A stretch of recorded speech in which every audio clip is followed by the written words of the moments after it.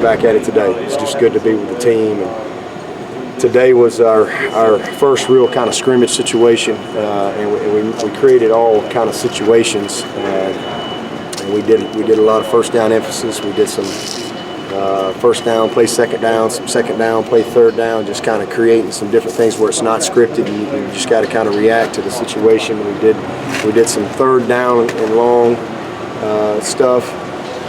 We did some end of the game on the line, 3rd and 3. Got to have a touchdown to win the game, 2 downs to get it. We did 1st and goal on the 9. You know, got to win the game, either score or defense holds you to win it. We did a couple of 2-minute situations today, and so we'll focus a lot more on our kicking game tonight in our double day. But you know, it was good work. I mean, the biggest thing telling the team is.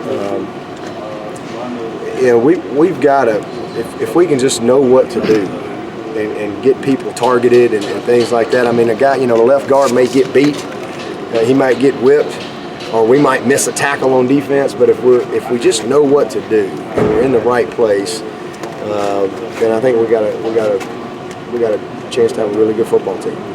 But we just got a lot to do between now and we got whatever 3 weeks or so from Saturday before we play. So we got a lot to do. We're just kind of, you know, into the grind of it. You know, I thought some of them today maybe kind of piled up on them a little bit today. Had some uncharacteristic fumbles. Had a couple of small things defensively, you know, jumping off sides and stuff like that. But there was a lot of good things on both sides that we can build from, and that's what it's all about. You got to go get it on tape. We're repping 3 groups and trying to give everybody opportunity to compete because this is really our preseason games. I mean, this is what we got. We got 3 scrimmages, and that's what we got, where we can kind of create some type of game situation and then, you know, evaluate the guys and then get them ready to play from that point. So each one of these days is critical. So a lot to do between now and Saturday. And Saturday will be a full-blown scrimmage where we get everybody out of the way and just play ball. You know, whatever happens, happens. You know, I like where our team is, and you know, just a tremendous group of guys in that locker room, and you know, can't wait to really light it up the scoreboard for real with this group. With respect to what your dad would have told you, what you were saying, does it maybe help in a way that to deal with the grief, you get right back at it and be kind of in the middle of doing all this? Yeah, no question. I mean, you know, Saturday night, it's about 11:30 at night. I'm in my dad's truck, and I'm driving my dad's truck to my mom's to spend the night. And you know, I was just sitting there going, I'm just like, how did I get here? You know, I mean, it just, you know, you just kind of get plucked out of a world, and then all of a sudden you're dealing with something that you really wish you weren't dealing with. So absolutely, it's just good to be able to come back and get back into the grind. I appreciate the grind, I really do. I appreciate just a good day, sunshine, just waking up, being able to just, you know, go do something you love to do. I really do. So. Where's the team injury-wise? We had looking at the report this morning, we had a couple guys banged up this morning, nothing serious on the report, but we had a few guys go down today. Mike Williams went down early. Haven't really gotten, you know, any definites, but did not seem serious. I don't know for certain on that.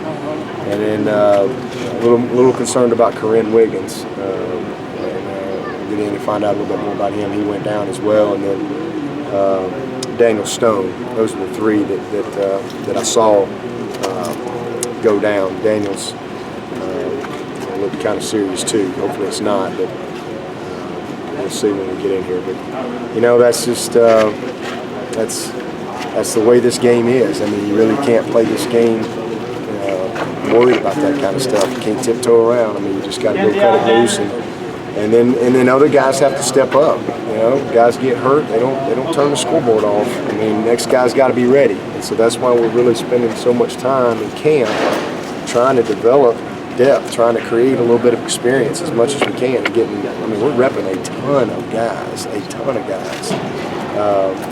You know, the accumulation of those reps is critical for each one of those guys' own personal development. And once we get about 10, 11 days out, We'll just be we'll rent 2 groups the rest of the way and create our scout teams and all that kind of stuff.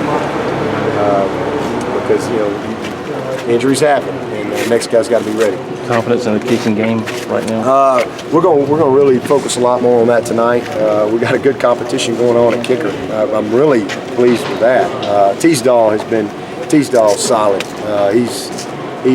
He's going to be just fine for us. He's going to do a nice job. I don't have any doubt about it. And Renfro has been really good too. Not quite as consistent, but very capable of being a solid backup guy for us. And we'll see how he develops. But Teasdall has really earned our confidence. And as far as the kicking game, the field goals, it's kind of we're kind of going by. It's a daily production chart, and Alex was up front, and I think it was even, and then Hugo is maybe just a little bit ahead, I think, as of today, and so we'll just kind of let that continue to go. What I'm really pleased with is, and then Grooms has been solid too. So we got 3 guys competing hard, but Andy. I think it's Andy. What's his name? What's Hugo's name? Matt. Greg. All right, Greg. I'm gonna learn. I told him if he kept making some kicks, I'd learn his first name.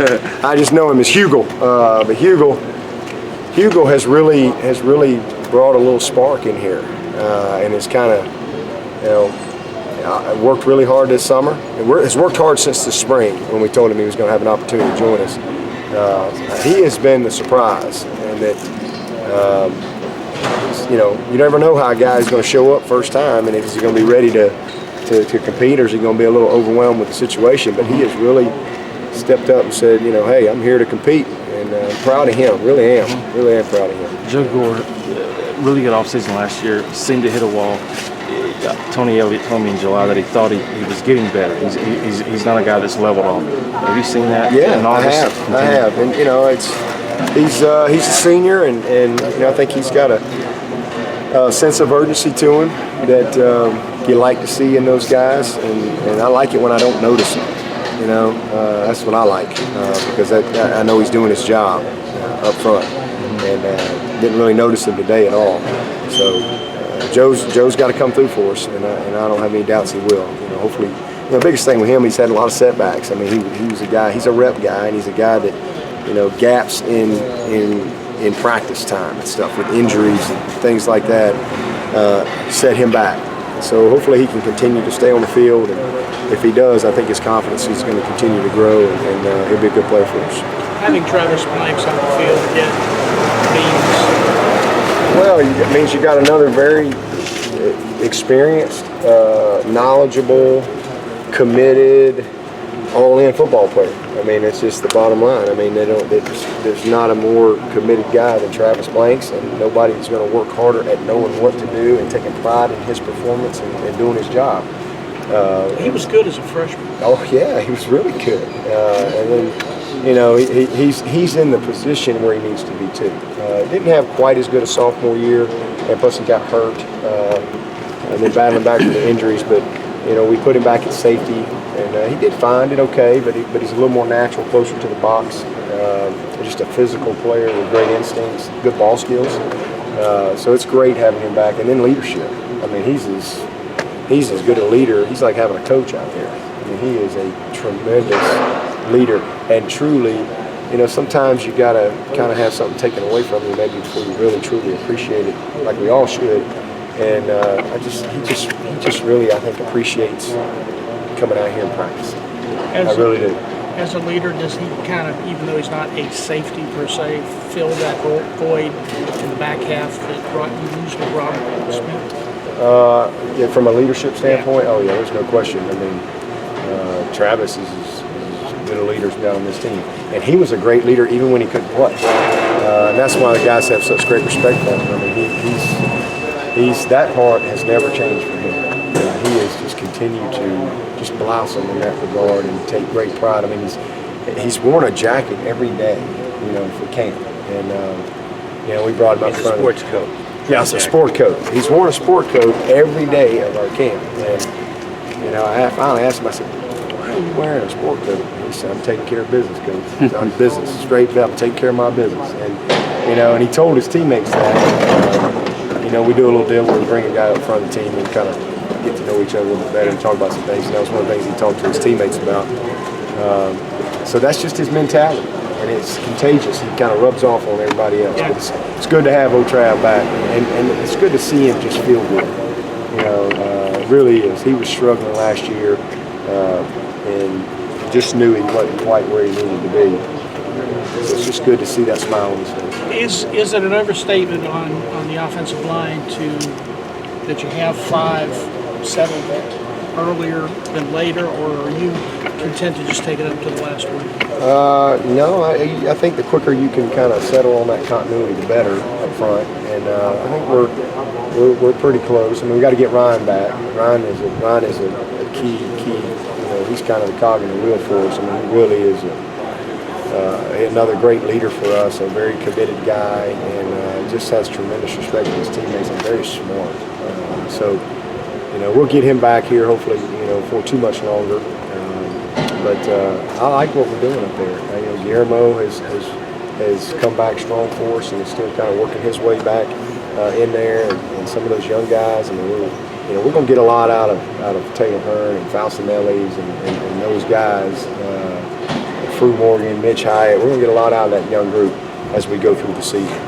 Who's handling kickoff duties? And we have not decided on that yet. They're all 3 kicking right now, but that's another competition that as we get ramped up tonight and kind of the rest of the way, we've been really focusing on our field goals this first week or so of camp. Really working on that aspect of the special teams, trying to really get focused in on that and in our punting situation. I feel good there where we are right now. I think that's going to work itself out, we'll have a couple guys ready to go. But that's kind of the next step for us. We've worked on a lot of our kickoff coverage techniques and things like that with our coverage guys, but we've kind of held back on the competition part. But we'll get that cranking tonight. How much has Ben Bowler matured since he first got here? He seems like a guy who's always really intense.